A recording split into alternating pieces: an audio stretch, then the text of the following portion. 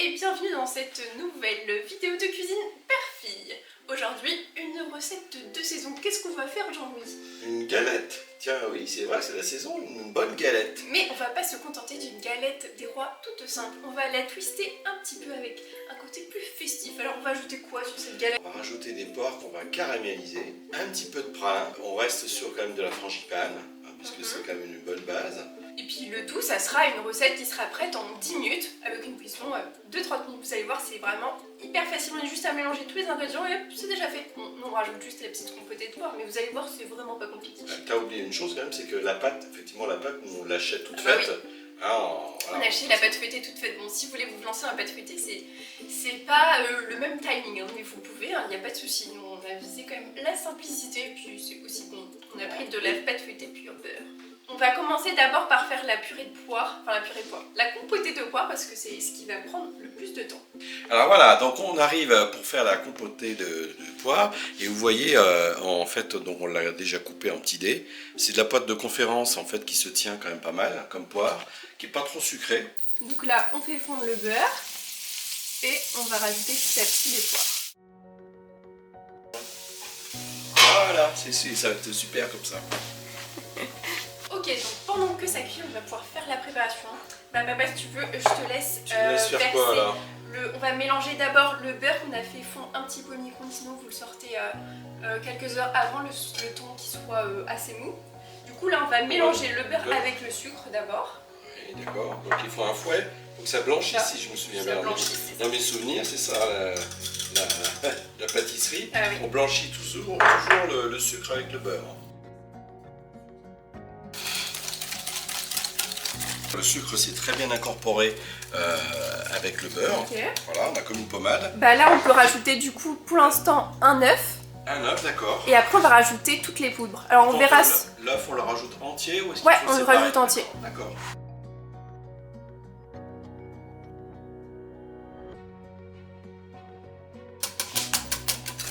Ah, faut donner un peu d'énergie quand même, hein, que ça tourne.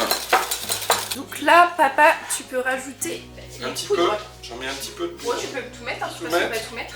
Si c'est pour mélange, c'est peut-être plus facile déjà en mettant un petit Comme peu. tu le sens. Tu vois, voilà. Je mets un petit peu au début.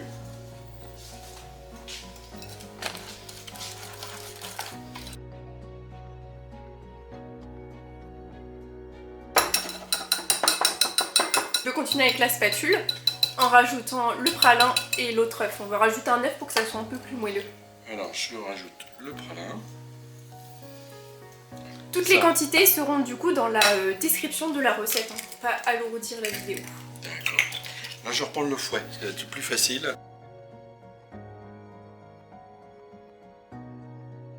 Voilà, là c'est top. Du coup, on va c'est vraiment facile, hein. Vous voyez que c'est vraiment très facile à faire. Hein. Ouais, et puis là, du coup, bah, on va pouvoir finir la compotée de poire. On va voir où ça en est. Ouais. Alors, on en est où? Du coup, là, c'est pas mal. Pas mal, tu penses?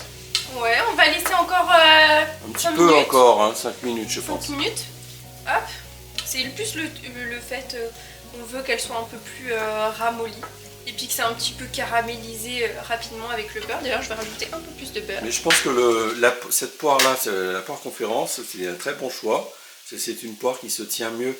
Tu aurais pris d'autres poires qui partent en bouillie. Ça, c'est de la bouillie, donc là, c'est bien. Alors, pendant que la compotée de poire finit de cuire, on va commencer à faire l'assemblage. Ouais, donc là, c'est le moment crucial, là. On arrive presque à la fin, là.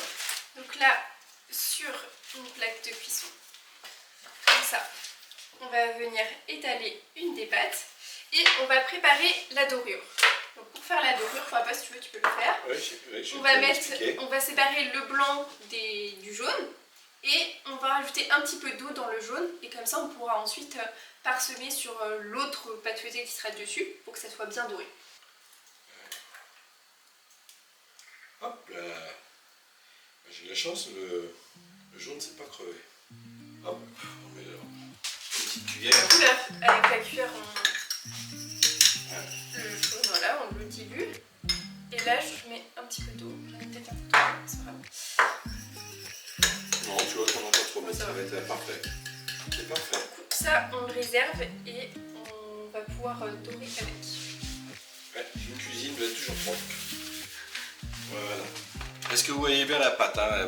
Voilà, vous voyez ce qu'on a. Hein. Voilà, du coup papa, là tu vas pouvoir Donc là, étaler la frangipane. D'accord.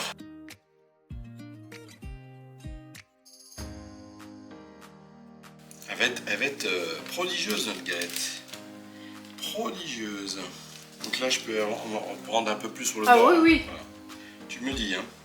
Bon, tu peux prendre 1 cm à peu près. Ouais, 1 cm. Ok.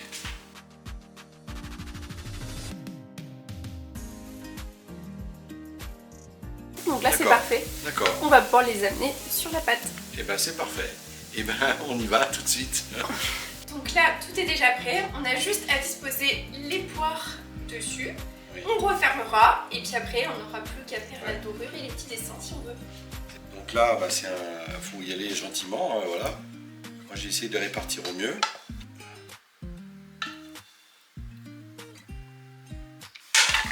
L'élément crucial, papa, c'est quoi d'une galette des rois? Eh ben, c'est la fève. Bah alors, oui, bah faut qu'on la mette. Voilà, mais la fève, mais alors où est-ce que je la mets? Si je la mets au milieu, c'est bien si je la mets au milieu? Non, faut que tu la mettes sur les bords extrêmes. Bah, pourquoi sur les bords extrêmes? Comme ça, il y a moins de chances que tu coupes dedans. Ah oui, oui, t'as complètement raison. Alors là, il faut que je la mette ici à peu près, tu crois? Là, allez, on va la mettre là. Allez, hop. Voilà. Là, ça sera vraiment le hasard, tomber là-dessus. Et là, en fait, je vais la mettre par-dessus.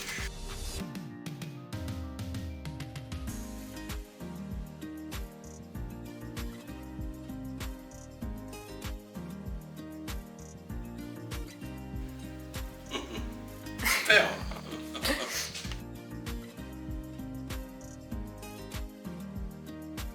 On n'a pas de pinceau, mais on a des idées.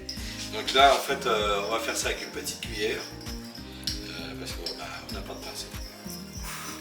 Ah, c'est important la dorure si on veut une belle couleur pour notre belle galette des rois. Bon, nous, papa, on n'a pas fait de dessin. Hein. Non, on n'a pas parce qu'on n'est pas très doué. On n'est pas doué en dessin et on allait couper la pâte et ça allait pas bien. Non, c'était pas très beau. Ouais. Mais en vrai, ça va être beau quand même, hein, même s'il n'y a pas de dessin. Bah, au contraire, voilà. Alors.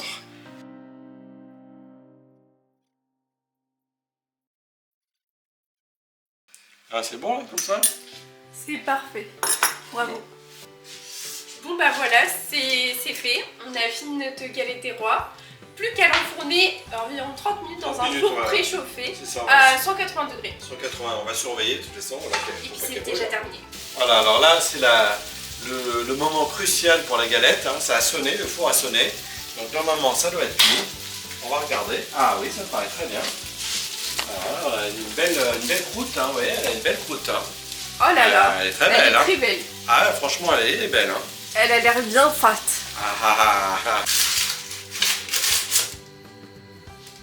Attends, tu fais quoi là? Je vais pas la couper, c'est mise en scène. Ah oui. D'accord. Bon bah voilà, la recette est déjà terminée. Vous voyez, en 15 minutes maximum, vous avez déjà fini votre tarte. Enfin, votre galette des rois. Galette des rois, voilà. Donc on espère que cette vidéo vous aura plu. Et on vous dit à très bientôt dans une nouvelle vidéo aux recettes cuisine parfaites. Et en attendant, n'oubliez pas de vous abonner si vous ne voulez pas rater les prochaines recettes, prochains contenus, parce que vous allez voir, il va y avoir plein de surprises en ce début d'année. Allez, bisous bisous.